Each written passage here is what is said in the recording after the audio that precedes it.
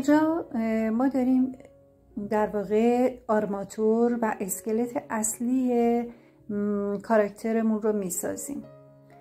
2 مفتول کنار هم میذاریم، میپیچیمشون.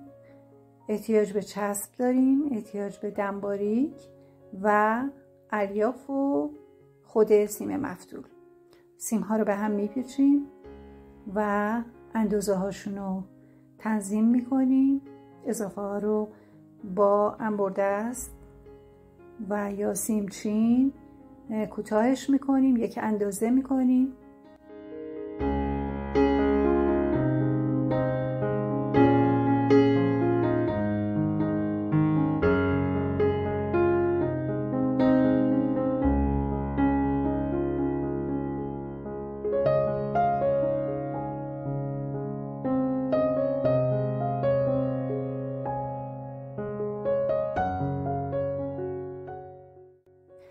در این قسمت بدنه این آرماتور رو آغشته میکنیم به چسب چوب تا بتونیم الیاف رو دورش بپیچیم به این صورت.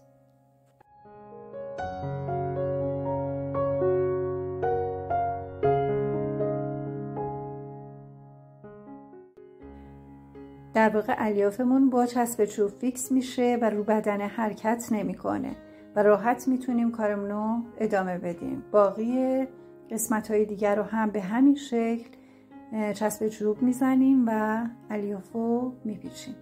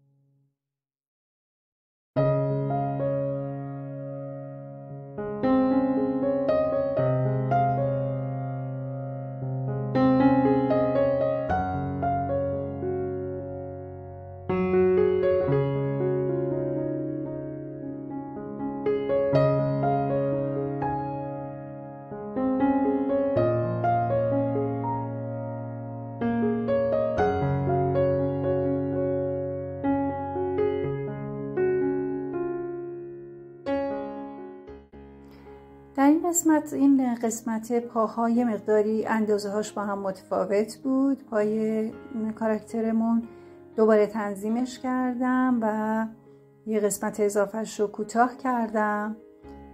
دست هام همینطور اندازش یه مقدار بلند بود، کوتاهش کردم.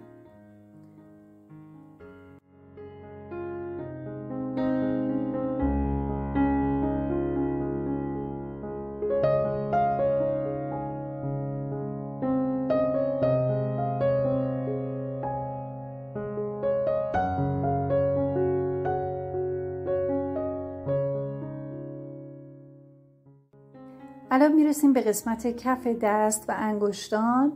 این قسمت رو باید یه مقداری حجیم تر بزنیم و یه سطحی رو، اون قسمتی که به خود مچ وصل میشه اونجا رو کاملا چسب چوب میزنیم، فیکس میکنیم و قسمت های دیگر رو سعی میکنیم یه مقدار آزادتر الیاف رو بذاریم و با یه اسفنجی که زیرش میذاریم این رو کاملا تختش میکنیم، یعنی در واقع پهن میکنیم روی سطح و یه ضخامتی براش ایجاد میکنیم. با اضافه کردن الیاف یه بخشی ضخیمتری رو براش ایجاد میکنیم که بتونیم انگشتا رو داخل این در بیاریم.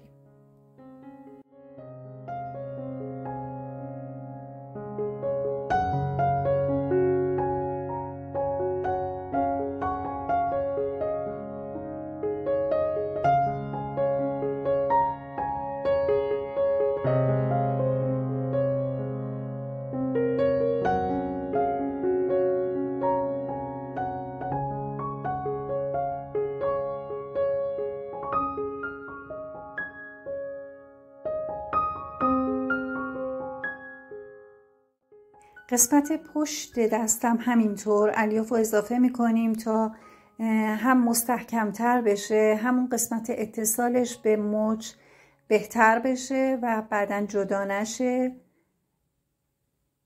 بعد هم با سوزن اون قسمت مچ رو دوباره فیکسش میکنیم که مطمئن باشیم حرکت نمیکنه و کاملا محکمه.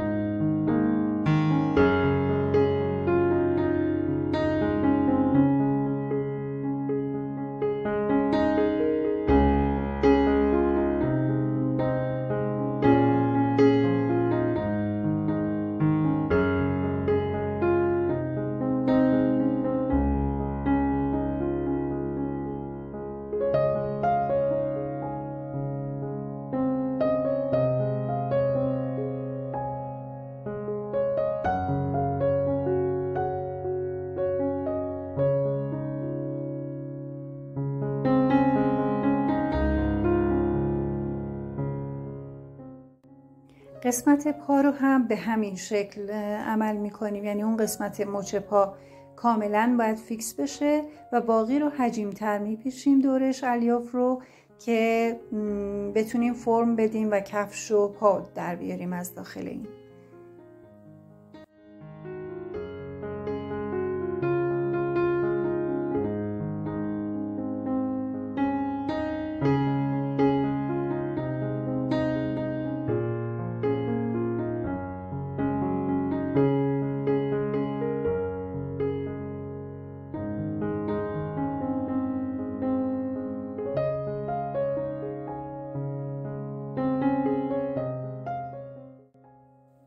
قسمت ویدیو کلا این ویدیو به طور کامل برای اکثر کاراکترهایی که برای 7 سین ساخته شده، برای تقریبا همشون همین آرماتور استفاده میشه و به همین شکل استفاده میشه. من این یک فیلم رو میذارم برای کل 7 سین که ساخته شده. در مورد ابزار هم توی ویدیویی کاملا توضیح دادم که اون ویدیو رو هم براتون میذارم.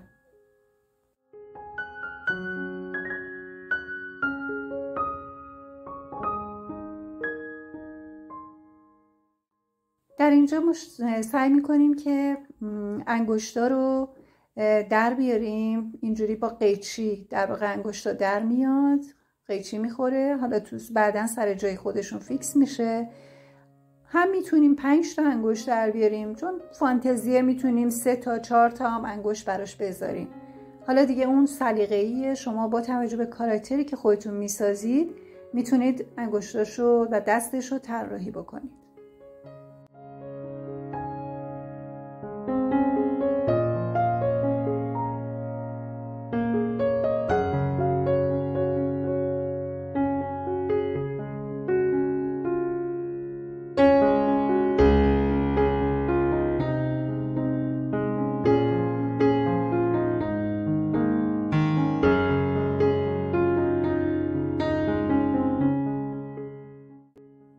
من در اینجا 4 تا انگشت براش طراحی کردم که 4 انگشت داشته باشه. سلیقه شماست، میتونه بیشتر باشه، میتونه کمتر باشه.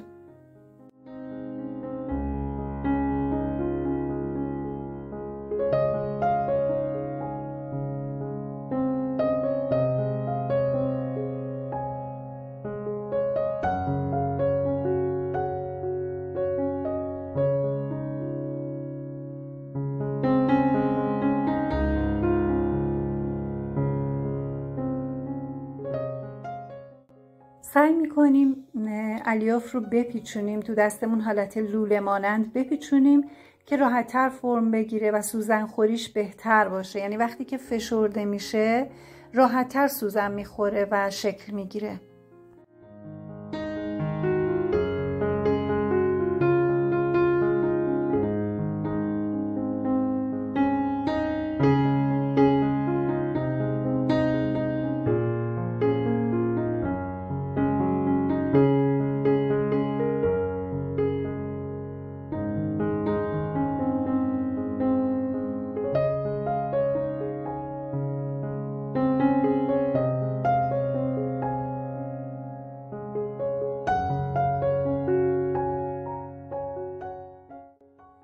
دائم لوله میکنیم و سعی میکنیم که فرمش رو به دست بیاره، پیدا بکنه.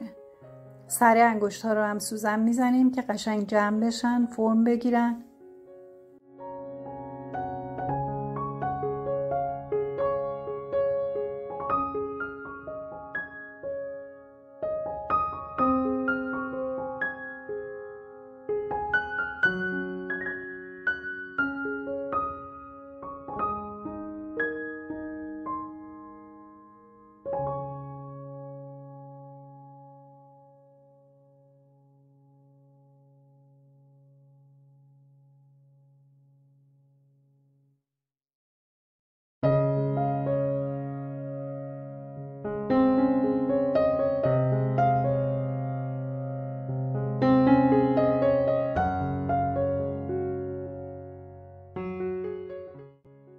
ببینید این حالت فرم دادن، لوله کردن، سوزن زدن دائم داره تکرار میشه. سر انگشتا رو سوزن زدن، لوله کردن و این باعث میشه که کار همچنان که جمع میشه، کوچیکتر میشه، فرم هم پیدا میکنه. یعنی درست تو سایز اصلیش قرار میگیره و فرم هم پیدا میکنه. حالا اضافه هاشو با قیچی کوتاه میکنیم.